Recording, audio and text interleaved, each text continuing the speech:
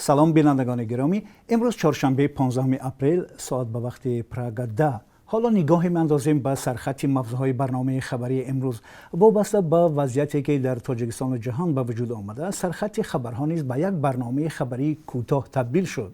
من میرزا نبی خالقزاده هستم. برنامه اخباری آزادی ساعت 4 به وقت دوشنبه در کانال آزادی ویدیو با سامانه رادیو آزادی www.azadi.org مستقیم نشر می شود و صدتش هم می توانید آنجا ببینید. شب و روز گذشته در اکثر منطقه‌های تاجیکستان باران شدید بارید و سطح آب رودخانه‌ها فوق‌العاده بالا رفت. کمیته حالت‌های فوق‌العاده میگوید در نتیجه باران‌های شدید سطح آب دریای خانقاه از معیار بلند شده و خانه‌های استقامتی و زمین‌های کشت ساکنان دهه افغان‌آباد حصار تهدید کرد. عین چنین حالت در ناحیه وحدت نیز جای داشت. کمیته حالت‌های فوق‌العاده میگوید همه کارمندانش به شکل شبانه روزی کار گذاشتند، چون بنابر بارش‌های پرشدت احتمال سر زدن حالت‌های فوق‌العاده در هر گوشه کشور وجود دارد. همکاران ما به ناحیه حصار و وحدت به محل سیلخیزی رفتند و با ساکنان همصحبت شدند. گزارش تهیه می‌کنند. بیننده ارجمند منتظر باشد، این گزارش در برنامه اخبار برایتان پیشکش خواهد شد. در ادامه برنامه همچنان گزارشی داریم از مشکلات ساکنان کنار فرودگاه حربی عینی. ساکنان کنار فرودگاه نیز از بارشات پیاپی چند روز آخر زیان دیدند، اما نمیتوانند خانه‌های خود را تعمیر کنند، چون نزدیکی به انشاءات حربی مقامات طلب دارند آنها از اینجا به جای دیگر کوچند، اما ساکنان برای کوچ بستن از مقامات جبران میطلبند. همکاران ما به محل زیستی ساکنان رفته عرض آنها و هم موقع مقامات را شنیدن. برنامه اخبار را تماشا کنید و این گزارش را نیز برایتان نمایش خواهیم داد. امروز 15 اپریل مرافع دلیر شریپوف خبرنگار تاجیک در دادگاه ناحیه شامنسار دوشنبه شروع شد. نخستین مرافع دادگاه دلیر شریپوف قرار بود بعد از ظهر 13 اپریل دو روز پیش صورت می‌گرفت، اما تا به این روز به تأخیر افتاد. وکیل دفاعی دلیر شریپوف سبب تأخیر مرافعه را حاضر نشدن نماینده دادستانی گفت. دلیر شریپوف خبرنگار 32 ساله تاجیک روز 28 ژانویه امسال از جانب ماموران کمیته دولتی امنیت ملی بازداشت شد. مقامات شریپوف را رسما به برانگیختن کینه و عداوت ملی و مذهبی متهم می‌کنند. دادستانی کلی تاجیکستان قبلا با نشر بیانیه رسمی گفت دلیر شریپوف از سال 2013 تا سال 2019 200 مطلب و مقاله نشر کرده است که به قبل دادستانی دارای مضمون و محتوای اکستریمیستی هستند و به برانگیختن کینه و عداوت دینی مذهبی روانه شدند. قانون جنایی تاجیکستان برای این اتهام تا 5 سال زندان را پیش بینی کرده است. خود دلیر شریپوف و خانواده‌اش این اتهام را بی اساس نامیده و گفتند او به حیث ژورنالیست مستقل مقاله‌های تنقیدی می‌نوشت، ولی عضو سازمان نبود و با افراطگرایان ارتباط نداشت.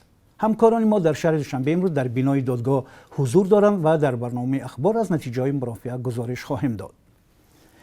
حالا در شهر دوشنبه اجلاس نوبتی مجلس نمایندگان جریان دارد. این دومین اجلاس وکیلان است که پس از انتخابات ماه مارس صورت می‌گیرد. قرار است وکیلان از جمله طرح تغییر و اضافه‌ها به قانون بودجه کشور برای سال 2020 را مطرح کنند. همچنان بررسی قانون و سازشنامه‌های دیگر نیز در نظر است. همکاران ما عین زمان در بینای مجلس نمایندگان قرار دارند. منتظر باشید، در برنامه اخبار و نتیجه اجلاس امروز برایتان گزارش پیشکش خواهیم کرد. دادگاه شهر دوشنبه عریضه شکایتی نوبتی نیلوفر رجب و ساکن پایتخت را به تغییر گذاشت که برای پوشیدن روسری بر اساس شکایت مدیر شعبه کار با زنان ناحیه سینای پایتخت با گناه میل ابواشی 550 سامانی جریمه بسته شده بود. طبق نسخه عریضه نیلوفر رجب و روز 15 اپریل به رادیو آزادی رسید. این بار دوم است که وی به دادگاه شهر دوشنبه از بالای حلنامه دادگاه سینا مراجعه می‌کند و عریضه‌های او به تغییر گذاشته می‌شوند. اکنون نیلوفر رجبوبه جریمه‌اش 500 سامانه را باید پرداخت کند، اما نیلوفر رجبوبه در صحبت با رادیو آزادی گفت به این قرار دادگاه ناراضی است و هزینه بالایی به دادگاه عالی شکایت خواهد برد. وی گفت در کارمندان امور داخلی سینا تلفن همراهش را گرفته تا حال بر نگرداندند، باید تسلیمش کنند.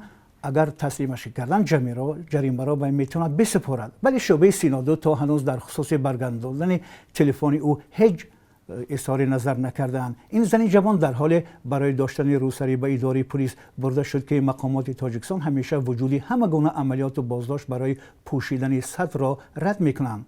نیلوفر رجبووا در نیمه‌های ماه دکبر در جریان کارهای فهماندهی مقامات ضد لباس و فرهنگ بیگانه به اداره پلیس برده شد و بعداً شکایت کرد که اذیت شده است. نیلوفر رجبووا دختر رحمت الله رجبوف است که با قرار دادگاه عالی برای صادر کردن جنایت‌های تروریستی به 28 سال زندان محکوم شده بود. و حالا یک خبری ورزشی. در تاجیکستان مسابقه قهرمانی سامبو طبق قاعده‌های فدراسیون بین‌المللی در 9 وزن برگزار شد. کامراشای استاپیریان جودوچی تاجیک قهرمان دو کرته آسیا غالب مسابقه قهرمانی سامبوی تاجیکستان گردید.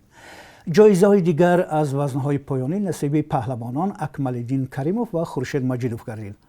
بنا به اطلاع خدمات مطبوعات کمیته ملی المپیک تاجیکستان مسابقه قهرمانی سامبوی تاجیکستان طی 2 روز در تالار مرکز تعلیمی دسته‌های منتخب کشور دایر گشته. در آن از سبب پاندمی کرونا ویروس تماشابینان حضور داشتند ولی با شمار خیلی اندک.